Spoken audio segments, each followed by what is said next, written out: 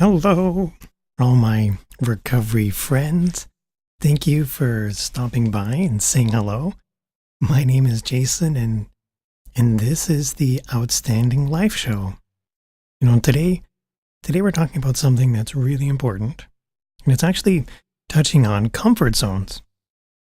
And over the past couple of weeks, we've talked about everything ranging from vulnerability to gratitude and being thankful. Even in past episodes, we talked about stressors and things that are stressful, but things that can trigger us. And we even took a look at hitting rock bottom. We've talked about things that are really, really good. And we've also talked about when things are challenging, so when we're in difficult situations. We've even talked about what happens when everything falls apart. What happens when we actually hit that rock bottom?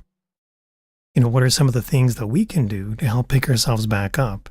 So today, I wanted to talk about something that relates to all of those things, and it's comfort zones.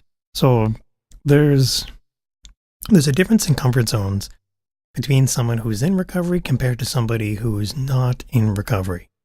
And we'll talk about the normal average individual, what their comfort zones look like, and then we'll also take a little bit of a deeper dive into the differences between those two. So someone who's in recovery against someone who's not. So today, we're talking about addiction. We're talking about some pretty awesome steps that we can do to help start those conversations, just to be able to get things up and running. Now, the main thing I do want to share is this show, it isn't about trying to convince anybody to do anything. I need to stress that point.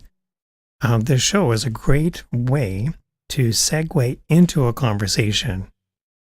Who is this content for? Who is the ideal audience?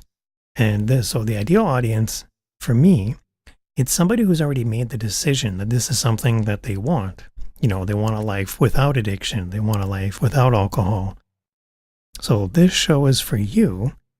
And again, we're not here to help convince you to do anything or to stop you from doing something. This is just a great way to have a conversation and to get that mindset out there. So today we're talking about something fun. We're talking about comfort zones. And so we naturally want to seek out a comfort zone.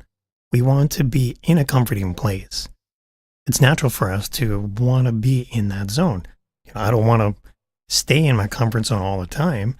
I do want to stay at a spot that does feel normal. And that's why it's hard to let go.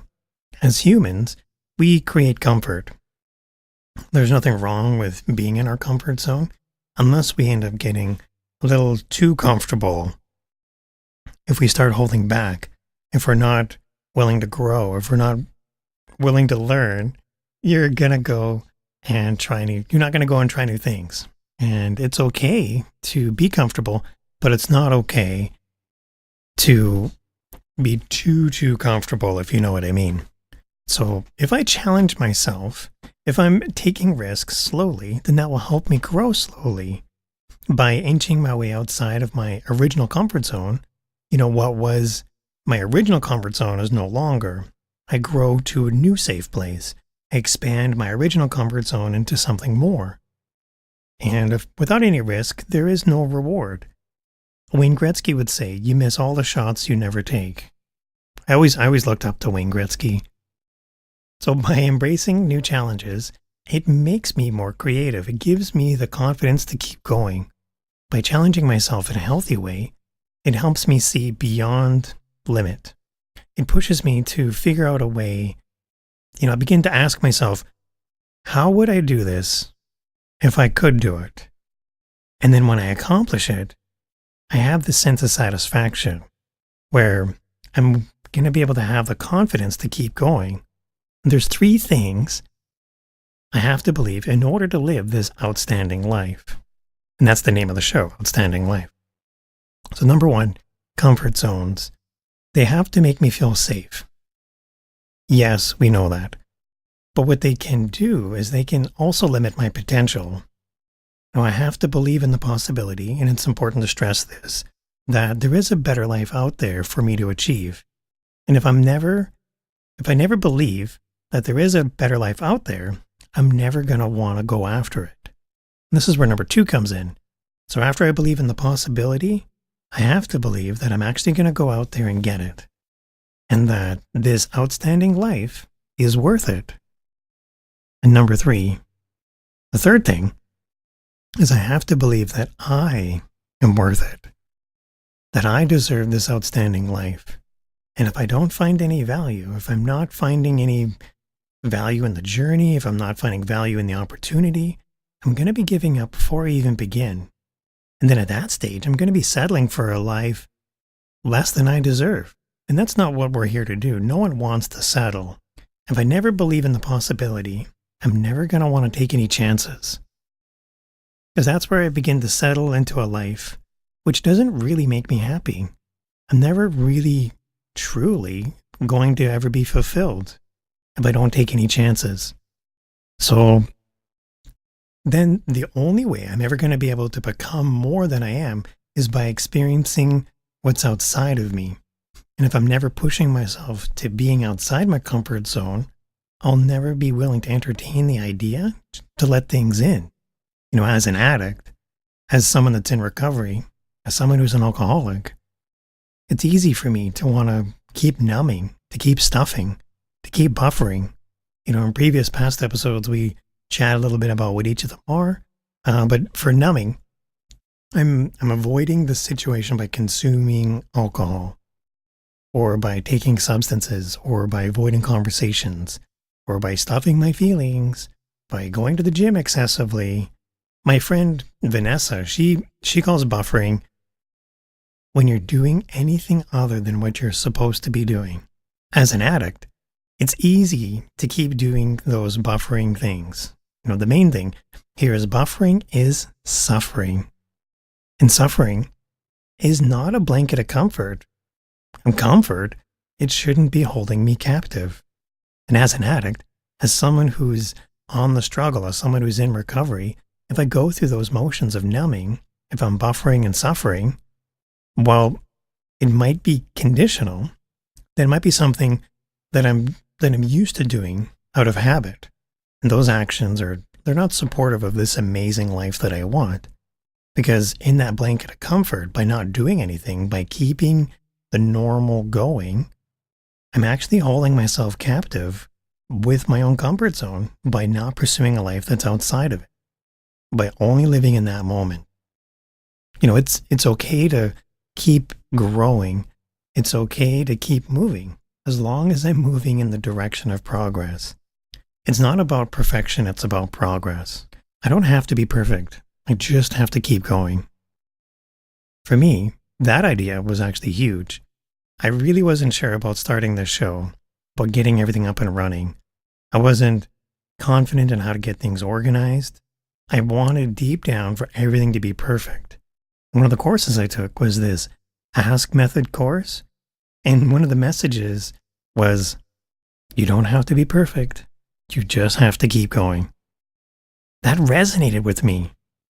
All I have to do is walk in the direction of progress, and that's progress.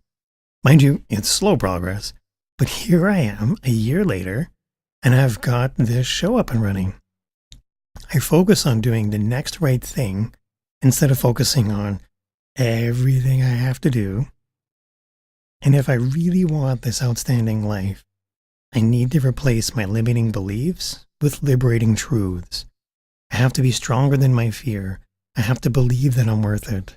And happiness is an inside job. It's okay to be in a comfort zone, but it's not okay to let that comfort zone start making decisions for you. You know, if I'm repeating behaviors, patterns, routines, all of those things minimize stress, they minimize risk. Those are all those are all benefits around a comfort zone. Healthy patterns, though, they should be formed instead. Patterns that encourage growth, patterns that challenge us to be more. We end up having a radical sense of transparency. What I mean by that is a radical open-mindedness. If all I ever believe in if all I ever see and focus on is the 3 inches in front of my face, I'm living in a very narrow, very shallow depth of field. And if that was my comfort zone, I'm never going to want to be outside of it. If I'm not open to the idea that's outside of my comfort zone, I'm never going to see past that limit. And I can't see past what I don't understand. I have to believe that there's something else out there. I have to believe that success is out there, that I'm worth it. This is where the radical transparency comes in. This is where the radical open-mindedness comes in. Every week we talk about overcoming adversity. We talk about addiction, and these are things that are never really hot topics. However, as we create more safe places to have more healthy conversations, it encourages a healthy environment to grow. And if we equip ourselves and prepare to have certain conversations, they can be happier, they can be healthier. They don't need to be ominous or scary. Speaking of comfort zones, what are some things that push you outside of your comfort zone? For me, when I wake up in the morning, I really enjoy my warm blankets. I also enjoy working out at the gym. But when I wake up in the morning, I like that I'm warm. I'm in my comfort zone. But I know that I also want to go to the gym. And if I want to live this long-lasting, fit life, if I want to be around when I'm double my age or triple my age, I have to get out of bed and I have to go work out. I could just not push myself, and I could just not challenge myself. If I'm making the decision to whether or not I'm going to go work out while I'm still in my bed, I'm probably not going to get out of bed. On the other hand, if I make the same decision when I'm outside of my bed, if I push myself to be outside my comfort zone, I'm probably going to go work out at the gym. So what does this mean? This means I'm going to have to want it. I'm going to have a dream that's bigger than what I had before. Pushing myself to grow, it becomes its own habit. And one of the benefits of having a comfort zone is this sense of certainty and this predictability. When things are certain, I reduce the stress in my life. With comfort zones, it's almost like one of those dartboards. The center of a dartboard is a bullseye. That would be a comfort zone, the bullseye. Just outside that bullseye, we would have another zone, and this is the learning zone or the growth zone. This is where optimal performance is. Outside the learning and growth zone is another zone, but this is where the panic zone comes in. Now we're going to talk about all three of those zones, both from a normal person's perspective as well as for somebody that's in recovery. So as a normal person, comfort zones, they provide certainty. There's a knowing or a sense of predictability where there's little risk involved and there's no lingering concern about being harmed or taken advantage of. There's no belief of malice that's out there that's taking place. It's a very low complexity, low stress zone. On the stress side of things, if we live in our comfort zone, we miss out on where the magic happens. If we live in a bubble, if we live in our comfort zone, not much is ever going to happen. As someone in recovery, a comfort zone actually has a lot more risk involved. It has a lot more challenges to balance. There's suppressed feelings. There's stuffed emotions. And trying to stay in our comfort zone is similar to when you're driving a car in the middle of the snowstorm. When you're holding on to the steering wheel so tight that your knuckles turn white. In recovery, we call this white knuckling your way through, or you're barely getting by.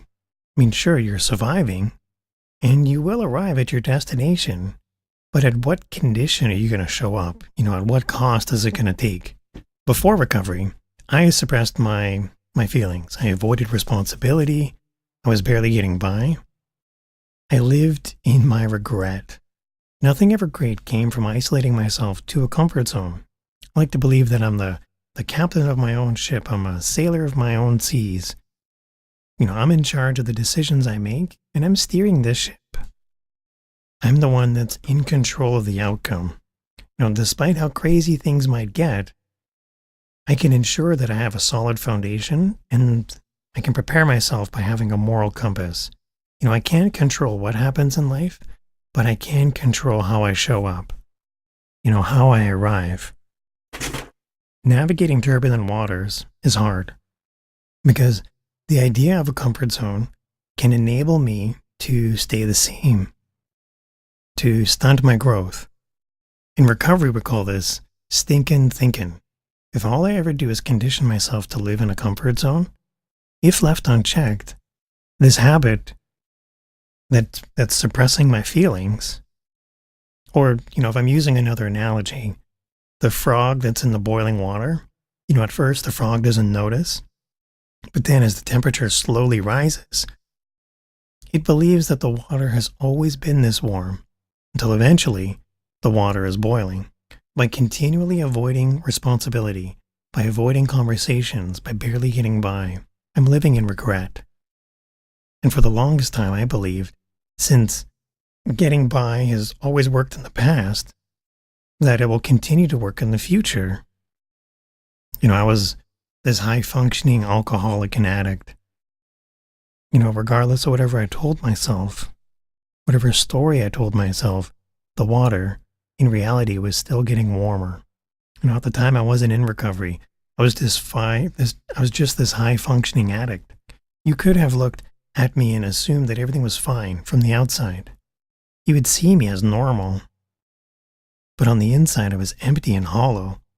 My internal conflict would build to the point that I wasn't able to perform anymore. The water boiled. I hit my trigger point. I was a big ball of stress. I was a shallow individual who was empty. It's crazy how these comfort zones can make decisions for us. Even in those moments of desperation, the worse things got, the stronger I held on to my comfort zones. In past episodes, we talked about playing the tape to the end.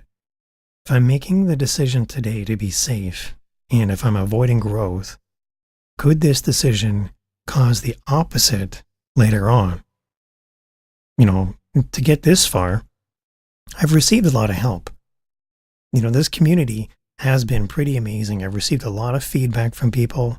I will receive messages each week about the previous week's episode or suggestions on what to cover next or something to clarify on. So thank you for reaching out and for believing that this is a safe place to have a safe conversation. We've just talked about comfort zones, predictability, and a sense of safety. For normal people, comfort zones offer low stress, low complexity, but high certainty. For addicts, comfort zones can be danger zones. This is where enabling behaviors come from. It's easy for us to want to condition ourselves to live in this state. This is the reason why it's hard to convince somebody to change who doesn't want to change. This is why it's important for that person to want to change on their own.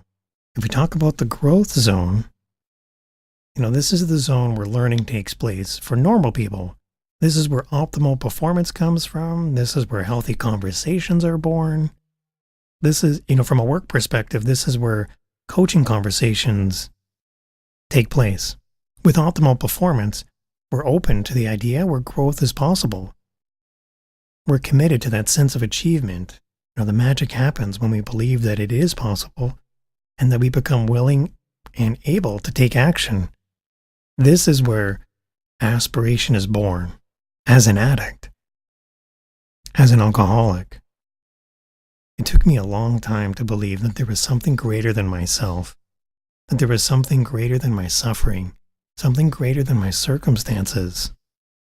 There are stories, and then there are facts. Stories are these things that I retell myself and I rebuild off of. If it was something horrible, if it was a difficult experience that took place, when I relive that experience, when I recall that experience, it becomes even more horrible. Reliving that horrible experience does not make me more of a person. it actually brings me down. Reliving horrible stories can be depressing. And yes, those events took place, and yes, those are horrible things, but stories have a time and place, and so too does healing. Believing in something bigger than myself or my story is challenging for somebody who's struggling with addiction. If someone is only focusing on the next 3 minutes of their life, they're waiting for something to go wrong. They're almost expecting a crisis to happen. And for the longest time, I was in denial of my situation as an addict. I was numbing, I was stuffing, I was avoiding. The water temperature was rising.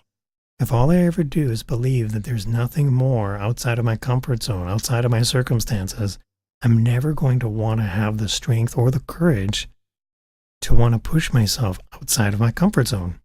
I'm going to live in this world of uncertainty. I'm going to live with this feeling of confusion. In recovery, they call this the honeymoon stage, where you're feeling like you're a go-getter. You tell yourself, way to go. This is awesome. This is great. I can do this. It's super easy to want to say you want recovery in your life. But there's a commitment that you're eventually going to have to follow through on. Anyone can embrace recovery. I had this fear for the longest time of who I was going to become after recovery. I associated myself as my addictions through these substances. I believed that my addiction and myself were the same person. I wanted a life that was outside of my addiction, but I was too afraid of who I would become without them, of who I would be without suffering, without substances, without these events. Who would I be without my Friday weekends that last until Tuesday? If all I ever identify myself with are these things, who am I going to be without them? I wasn't afraid of becoming sober. Jordan Peterson, he's amazing. I've seen him on YouTube. He was talking about if you're approaching a cliff, it's not the cliff that scares you. It's the idea of falling that scares you. And it's the fear of falling arrives in you before you arrive at the cliff. And so this fear is what's making decisions for me to slow down before I arrive at the cliff. Choosing this life of sobriety wasn't scary for me. What was scary was coming up to the decision. I knew I wanted a clean and sober life, but I was too afraid of following through with it. I was afraid of who my identity would be without these things. I didn't believe I was going to have any level of substance as a person. What ended up happening, though, was the complete opposite. For so long, I didn't talk about my fears or my internal conflict or share my feelings with anybody. I didn't share any of my thoughts. I just stuffed them next to my emotions. And pretty soon, people noticed that something was up. If someone did ask me if I was okay, I would put up this wall, this facade, this mask. The scary part is that people would come to know my mask more than they would know me. Eventually, it would hit this crisis point. By not believing in myself, by not having a sense of certainty, by not being resilient, I'm more prone to make decisions that are within the comfort zone. I'm more prone to continually live and not go outside my comfort zone. This makes the chances of me making another bad decision really, really high. That's where the dangerous part comes in. Living in our comfort zone can have a very dangerous impact. What happens is, we believe as addicts that we can pick up right where we left off. If we consume 17 beers tonight, that we could do the same thing again tomorrow. But if we've had, say, 5 years of sobriety in between, our mind believes that we can still consume those 17 beers, but what's changed in that 5 years is our body. We're not 19 anymore. And as addicts, it's hard to distinguish that. The panic zone. Okay, so we've talked about the comfort zone, we've talked about the growth zone. Now, we're going to be talking about the panic zone. For a normal person, the panic zone comes with feelings of overwhelm, high stress, and anxiety. Feelings of overwhelm can add to an already stressful situation. A stressful environment, it brings forward feelings of anxiety, and it can compound the stress. I went with a friend to Houston, Texas last year to go to the NASA Space Center. We even met a couple of astronauts, which was really awesome. Our tour guide talked about the training that astronauts go through. And so NASA will approach college students fresh out of school. And in some cases, they'll approach them before they even graduate. I asked why they would do that, and the tour guide said, well, at that young age, they have the least amount of doubt. As a young person, their inner self still tells them that they can do something.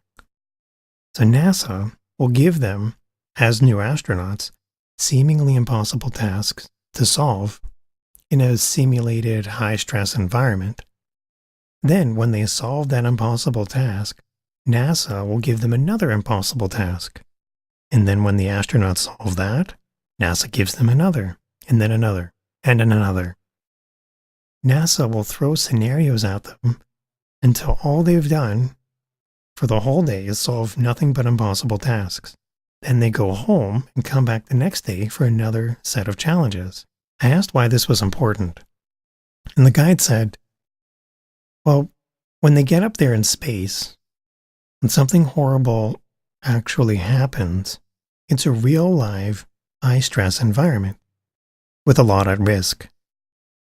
And since we've conditioned them to live and breathe impossible situations and solutions, they're also conditioned to believe that this level of stress is normal, that solutions are possible, and that they can solve their way out of this critical situation. And then they can come home. I was blown away by their training regimen. When you have someone with the least amount of self-doubt, in a good way, and you condition them to being a high performer in stressful situations, you give them the tools, the knowledge, the training, they're less prone to be anxious, they're less prone to feeling overwhelmed, and they're less prone to give up. As a person, as a normal person, you can manage and deal with real-world issues as they arise. If that's what you've been conditioned to do, living in the panic zone as an addict, it's filled with numbing, distress, depression, low confidence. An addict has two emotions. One emotion is when things are really, really good. Another emotion is when things are crazy, frustrating. You're filled with anger, resentment, negativity, high stress. Everything is all balled up. As an addict, when emotions are high, either good or bad, things can fall apart really fast. Those balled up emotions come streaming out. And if we don't have a healthy way of processing them or navigating our way through those emotions, panic zone can be brought forward by good or bad emotions. Imagine we've got everything in the comfort zone, where everything else is outside the comfort zone is balled up. If all we're doing is numbing ourselves, everything else appears as foreign. We're living in this continuous state of distress because all we're doing is coping. We're choosing to remain in this addiction-filled life, the substance-filled life. If we remove the ability to experience all other emotions, life becomes more black and white. Now, we all know that the world is not black and white. There's 50 shades of gray. There's a brilliance of color. There's emotions to discover. But if all we're doing is white knuckling our way through the comfort zone, this is where the lines begin to blur. And as an addict, the comfort zone blends into the panic zone. It's not healthy to stay in the comfort zone when it's filled with numbing, distress, and depression. When I actually do approach that cliff we were talking about, before the cliff arrives, how would I distinguish where the comfort zone ends and the panic zone begins if my anxiety is always through the roof, if my anxiousness is consistently high and my depression has me really low? If I never venture outside my comfort zone, I will never reach the growth zone. But I will reach the panic zone if I don't change anything. If I live in the panic zone, everything is always 0 to 60. Anything will set me off. Everything will trigger me. Stress, numbing, depression, low self-confidence. Approaching the cliff, that fear that we feel, it can stop us from ever growing past our comfort zones. If we live in the comfort zone for too long, we remove the possibility of optimal performance. We lose the possibility of growth. We cannot see past what we don't understand. We're not even open to the idea of learning. We have to believe that a better life is out there, that we have to believe that the journey is worth it. We have to believe that we are worth it. When we encourage growth outside of our comfort zone, challenges become transparent. And through radical transparency and through radical open-mindedness, we allow healthy conversations to be brought in. We become more flexible with our healthy conversations with others. Worthiness is a tricky thing. Internally, it's interesting because it's the same as self-worth. And how we get that sense of self-worth and value, it's individual. One thing that we share in AA meetings is, whatever brings us to those meetings is individual. But what makes us stay is the message. We talk about the idea of self-worth and that we add value. And we also discuss in the meetings that today is a good day, that today is a celebration. We celebrate that gratitude. We celebrate the community. Okay, in every episode we have a safety moment. And for today's safety moment, it's okay to not know the answer. It's okay to have questions. It's okay to break free from our comfort zones. It's okay to believe in the possibility of having an outstanding life. And it's okay to believe that the journey is worth the challenge. It's okay to believe that you are worth it. And that it's okay to find value in yourself. Thank you everyone for stopping by. Thank you for showing up. It really means a lot. I have a lot of fun with these shows. This is the first one I've done by audio. My name is Jason, and this is the Outstanding Life Show. I look forward to seeing you in the future